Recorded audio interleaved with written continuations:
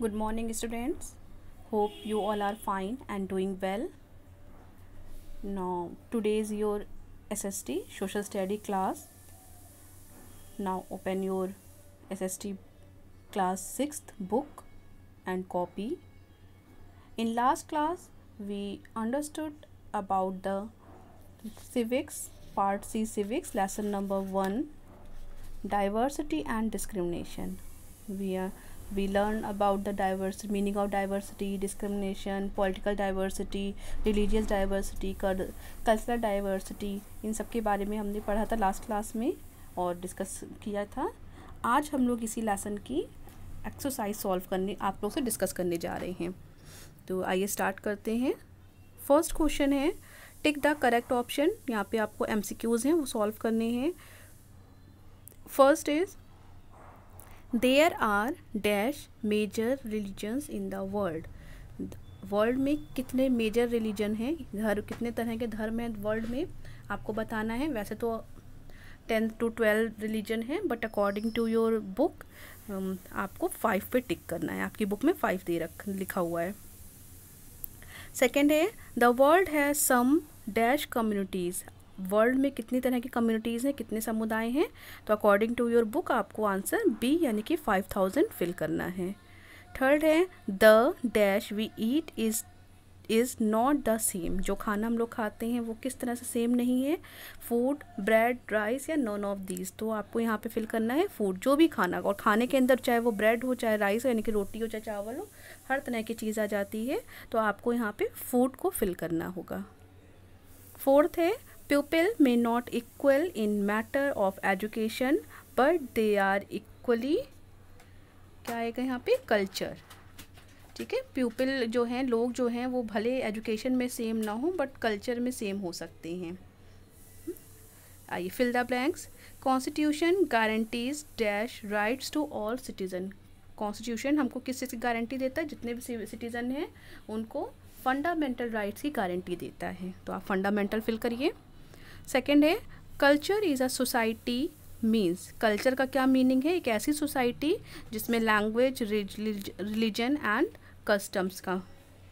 ठीक है, क्योंकि लोगों की सोसाइटी लोगों से बनती है और लोग जो हैं अलग अलग भाषा के हो सकते हैं, धर्म के हो सकते हैं और अलग अलग रीति रिवाज के मानने वाले हो सकते हैं. तो उन्हीं के बेसिस पे कल्चर यानी कि संस्कृति बनती है. नेक्स्ट है there are dash major religion in the world. अभी जैसे हम लोगों ने MCQs में भी डिस्कस किया है, वैसे तो पूरे वर्ल्ड में 10 to 12 मेजर रिलीजन है, but according to your book the answer is 5. Fourth है we are the children of one God. हम सब जो हैं एक ही भगवान के बच्चे हैं. तो ये आपके क्वेश्चंस थे. नेक्स्ट आइए आंसर द फॉलोइंग क्वेश्चंस. आपको यहाँ पे क्वेश्चन आंसर करना है. यहाँ पे हम आपको सिर्फ डिस्कस कर रहे हैं क्वेश्चन आंसर. इन क्वेश्चंस के आंसर आपको अपनी बुक से ढूंढ के खुद लिखने हैं और उसके बाद चेक कराना है. अगर आपको नहीं होगा तो हम आप लोगों से नेक्स्ट क्लास में इसको फिर से डिस्कस करेंगे.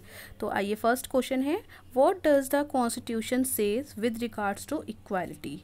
Y do you think it is important for all people to be equal. हमारा कॉन्स्टिट्यूशन क्यों कह रहा है, मतलब बार बार हमारा कॉन्स्टिट्यूशन है वो इक्वालिटी की बात क्यों करता है, और आपको ऐसा क्यों लगता है कि इक्वालिटी, जो लोग हैं उनके बीच में इक्वालिटी होना बहुत ही इम्पॉर्टेंट है.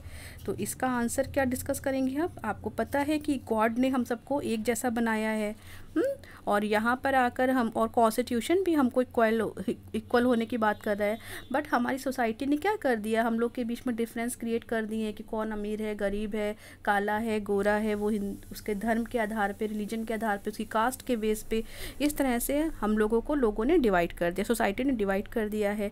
बट कॉन्स्टिट्यूशन और गॉड ने हम सबको एक जैसा बनाया है.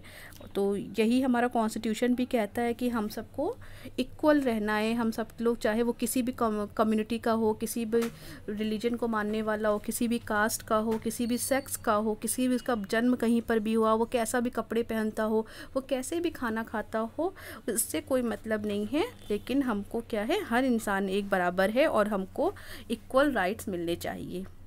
हम भेदभाव नहीं कर सकते हैं कि कोई एडमिशन है, आपको लेना है, आगे क्लास 9th में एडमिशन लेना है, तो ऐसा नहीं कि हाँ आप अगर गरीब परिवार के हैं तो आपको एडमिशन नहीं मिलेगा. आप चाहें तो कुछ कहीं किसी भी कॉलेज में एडमिशन ले सकते हैं, जो अगर आप उसके नॉर्म्स फिल करते हैं.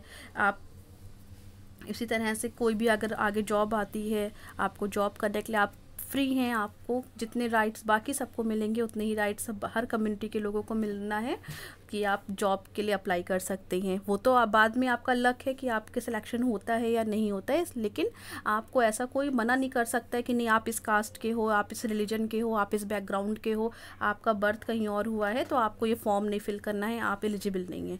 आप एलिजिबल हैं, आप सिटीज़न ऑफ इंडिया हैं, आप एलिजिबल हैं, आप किसी भी तरह के कोई फॉर्म को फिल कर सकते हैं, कोई भी बिजनेस स्टार्ट कर सकते हैं। तो वहाँ पर ये आपको कॉन्स्टिट्यूशन ने इक्वालिटी दी है। सेकेंड क्वेश्चन है what is cultural diversity. Cultural diversity का मतलब आपको एक्सप्लेन करना है। कल्चर का मतलब क्या होता है, संस्कृति, और डाइवर्सिटी का मतलब होता है विभिन्नता। जैसे कि आपको पता ही है कि हमारे इंडिया में बहुत तरह के, बहुत धर्मों के लोग रहते हैं, जिनकी भाषा अलग है, खान पान अलग है, तीज त्यौहार उनके अलग होते हैं। तो यही सब चीज़ें क्या होती हैं, कल्चरल डाइवर्सिटी का मतलब है कि ऐसी डाइवर्सिटी, ऐसी विभिन्नताएं, लोगों के बीच में ऐसी विभिन्नताएं जिनमें रिलीजियस, लैंग्वेज, इन सब का डिफरेंस हो, लेकिन उसके साथ भी बाद भी सब लोग एक जैसा एक मिल के रहते हैं। तो ये आपकी कल्चरल डाइवर्सिटी होगी। नेक्स्ट है थर्ड क्वेश्चन भी आपका सेकंड से सेम है, तो उसको हम लोगों ने वही डिस्कस कर लिया है, कल्चरल डाइवर्सिटी के बारे में ही है वो भी। एंड फोर्थ है what is the need for an integrated society. आपको क्यों लगता है कि इंटीग्रेटेड सोसाइटी की नीड क्यों है।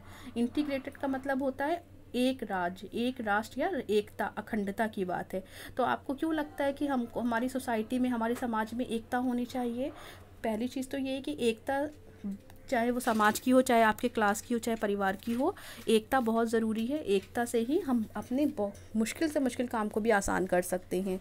तो सबसे पहले तो यही है कि हमारी जो सोसाइटी है उसमें क्या है, बहुत सारे लोग इलिटरेट हैं और पुअर हैं, लेकिन उसके साथ में हमको ऐसा लगता है कि हमारी जो सोसाइटी के लोग हैं उनमें डिस्क्रिमिनेशन नहीं होना, सोशल डिस्क्रिमिनेशन इस बेस पे नहीं होना चाहिए। और आज के टाइम की इंटीग्रेटेड सोसाइटी की नीड इसलिए भी है क्योंकि हमारी सोसाइटी तभी रन कर सकती है जब हम यहाँ के रहने वाले सभी लोगों को एक साथ लेके आगे चले।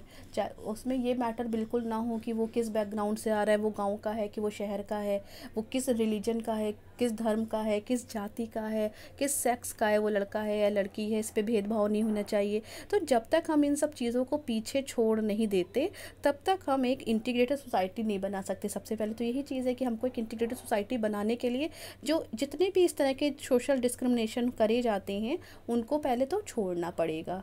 और उसके बाद जब हर इंसान, जितने भी लोग सोसाइटी में रह रहे हैं, जब हम उनको इक्वल मानेंगे तभी सोशल इंटीग्रेशन की बात हम लोग कर सकते हैं, तभी हम सोसाइटी को इंटीग्रेट कर सकते हैं, सोसाइटी को हम यूनाइट कर सकते हैं, जो कि हमारे रहने वाला प्रत्येक नागरिक ये सोचे कि नहीं हमारा भी बराबर की हिस्सेदारी है, हमको कहीं से कोई कम नहीं समझेगा हमारे। तो ये सब चीज़ें क्या है, हमारी सोसाइटी को इम्प्रूव करती हैं। और किसी भी सोसाइटी के इम्प्रूवमेंट और जब लोगों में, सिटीज़न में सेटिस्फैक्शन होता है तो वो अपनी कंट्री को आगे बढ़ाने में भी हेल्प करते हैं। तो सोशल इंटीग्रेशन बहुत इंपॉर्टेंट है कंट्री के डेवलपमेंट के लिए भी। ठीक है, तो ये आपका लेसन हम लोगों ने डिस्कस किया है।